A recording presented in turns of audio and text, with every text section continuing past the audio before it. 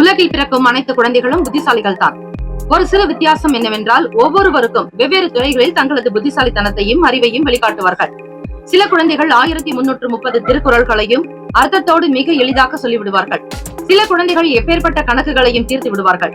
சில குழந்தைகள் உலக நாடுகளின் பெயர்கள் மற்றும் அவற்றின் தலைநகரங்களை வார்த்தை மாறாமல் சொல்லிவிடுவார்கள். இப்படி ஒவ்வொரு குழந்தையும் சிறப்பாக செயல்பட அவர்களுடைய ஐக்கியூ லெவல் தான் காரணம். ஆனால் எல்லா குழந்தைகளுக்கும் இந்த ஐக்கியூ லெவல் ஒரே மாதிரி இருக்காது. தங்கள் குழந்தைகள் அதி புத்திசாலியாக இருக்க வேண்டும் என்பது பெற்றோர்களுடைய விருப்பம்.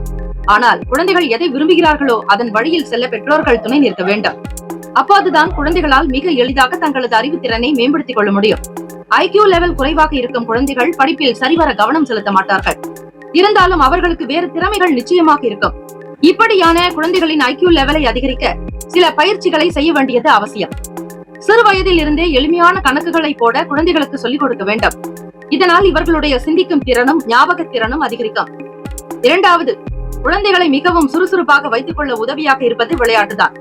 மூளையின் செயல்திறனை அதிகரிக்க விளையாட்டு துணை புரிவதால் குழந்தைகளுக்கு பிடித்த விளையாட்டுகளை விளையாட பெற்றோர்கள் அனுமதிக்க வேண்டும். இதன் மூலம் குழந்தைகளுடைய ஐக்கியூ லெவல் அதிகரிக்கும்.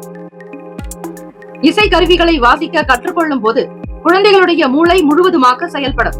இப்பயிற்சியில் சிறு சிறு நுணுக்கங்களை கற்றறிய வேண்டும் என்ற ஆவல் அதிகமாகும். இதனால் குழந்தைகளுடைய மூளை அனைத்து விஷயங்களிலும் பகுத்தறிந்து செயல்பட முற்படும்.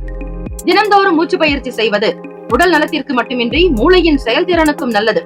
தினந்தோறும் காலையில் 10 நிமிடங்களாவது மூச்சு பயிற்சி செய்வதால் செயல்திறன் அதிகரிக்கும் என்று ஆய்வு முடிவுகள் தெரிவிக்கின்றன.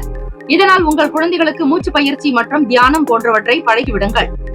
சிந்தித்து செயல்படும் புதிர் விளையாட்டுகளை தினந்தோறும் குறைந்தபட்சம் 10 நிமிடங்களாவது குழந்தைகள் விளையாட வேண்டும். இதன் மூலம் புது புது விஷயங்களை எப்படி கையாள வேண்டும் என்கிற பக்குவம் குழந்தைகளுக்கு அதிகரிக்கும். குழந்தைகளுடைய தன்னம்பிக்கையை வளரும் பருவத்தில் இருந்து அதிகரிக்க பெற்றோர்கள் முயற்சிக்க வேண்டும்.